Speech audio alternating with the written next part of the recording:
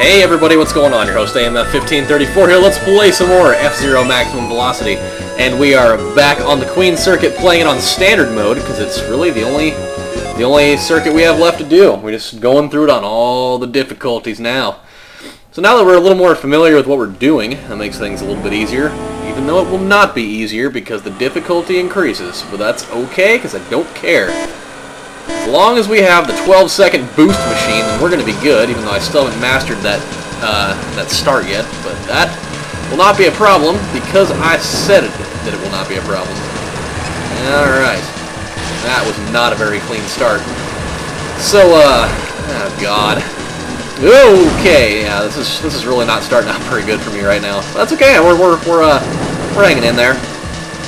This is nothing that I cannot take care of, because my max speed is much, much better than it was previously. Having at 460 kilometers an hour is nothing short of outstanding. Suck on it, bitches! So easy. It's just insane. It's been a really, really long day today. I just started wearing insoles in my shoes again because of the fact that I have incredibly flat feet, which is really bad for me. I would never make it in the military at that with that type of health concern, because I'd never be able to be on my feet for any longer than a couple hours at a time, which would be very problematic for armed services. Consequently, because of the fact that I just started doing this 2 days ago, my feet hurt so fucking bad. It's unreal. Man, my aim is all over the place right now. Imagine if this was like me trying to take a piss. I would be all over the bowl and everything. Probably even on the back of the seat too. However, because of the fact that I hit that explosive thing back there, I ended up getting a lap record. So I'm okay with that. No argument there from me. However, as I was saying, yeah, dude, it hurts so bad because of the insoles that I'm using. It's not like just your basic Dr. Scholl's, you know, just wear these and the pain's gone. Like, these ones, they're designed to create pain. Because of the fact that I'm so flat-footed, there's literally zero arch there. It's pretty much like one that it's going to, like, restructure the bones in my feet to create a makeshift arch, more or less. So what it feels like, pretty much, it feels like somebody is, like, putting a golf ball in my shoe that I'm constantly stepping on. Just for hours and hours and hours. And it sucks. I'm not gonna sugarcoat that one, even though sugarcoating it would probably taste better. It hurts.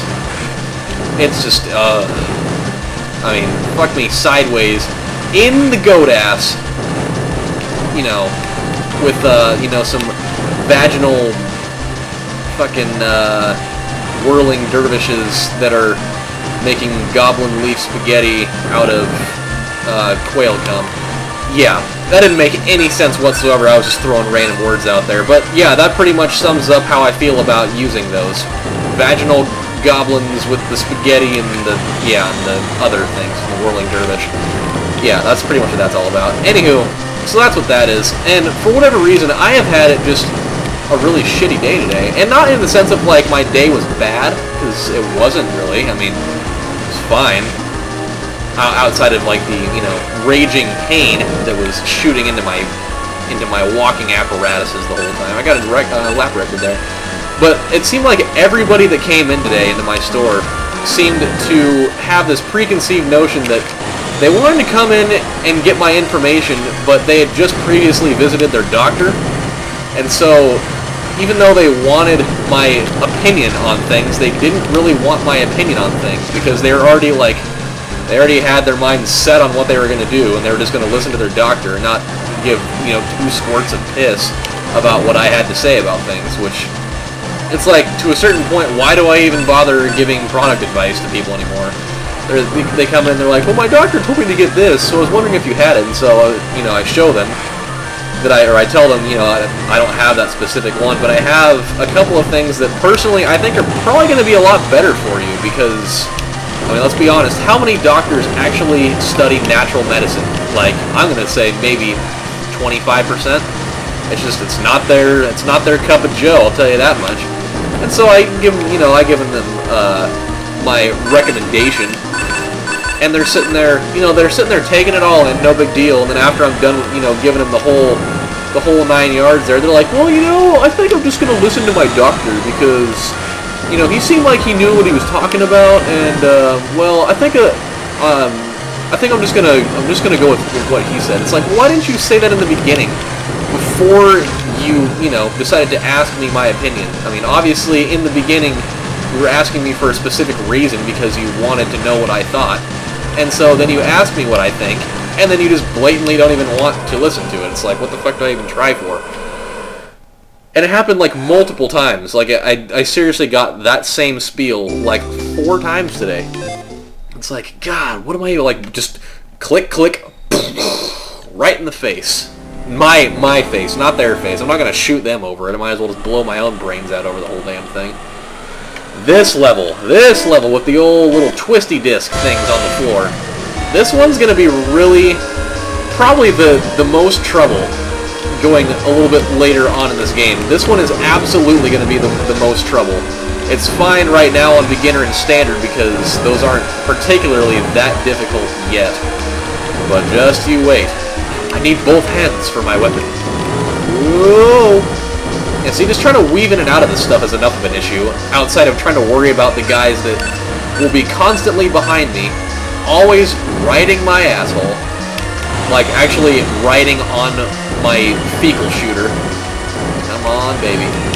Just gotta fly around the corner there. Okay. That's the thing that I love about the boost for this damn vehicle. It lingers on forever. It's like a fart in a subway car. Just never seems to go away, and everybody knows it. However, as long as you don't let them know it was you, then hey, nobody really cares. Oh shit! And that's when you hit panic mode and you just turn on the damn jets. If you can get through here, jeez. Leave me alone, Jethro. Oh my god, we're gonna make it through that. Need to refill a little. Or barely at all. That's also good. Aha. I just hate coming into this little confined quarters area here. It's my least favorite spot of this entire level, which is actually, ironically enough, that it's also the safest part of that level. In the idea that there's, no twisty discs on the floor. I don't even know what the actual word for those objects are, but I think I'm gonna patent the word twisty disc. I kind of like it. It like rolls right off the tongue, so smooth. Smooth like honey. Alright, dick squeeze. Get out of the way here, I'm coming through. Oh god, please, please don't flip me around like a little jigger. And we're gonna be just fine. Sweet. I will take that in stride. Ew. Ew. No? Okay. Splendiferous, and now it's time for the fire field deal. Both of them, actually. It's kind of weird that they give you 2 of them. I mean, I get it, fire field's supposed to be the hardest level in the game, but why give me 2 of them? And when you could just give me one incredibly difficult one like the Super Nintendo one did, I mean, they're just like, you want a hard final level? Well, fuck my freaking Jagaskins running sideways up a glacier at 3 in the morning. We'll give you something hard. And then they did. That level was the bane of my existence for the longest time, and I'm pretty sure that I already told the story about this, but for those of you that didn't watch my F-Zero Let's Play for Super Nintendo, then I'll tell you the story. So, when I was a little kid, growing up playing F-Zero all the damn time, my brother, and pretty much when I was little, I would believe just about anything that my big brother told me. I mean, about anything, really. I mean, we both played video games a lot. And so, I definitely confided in him as a large authority about what goes on in video games because, well, he's older. That's pretty much just what you do. Oh, God. Not doing so hot there. Where's the thing at? There we go. And so, he told me that, because I saw Firefield for the first time probably a few years after the game was made, because I just never got to it. Just because it was so damn hard I couldn't actually get there. And, fucker. He told me that he and his friend Eli, they created that level themselves. They had a level editor that they had on that cartridge, and that they actually created Firefield themselves.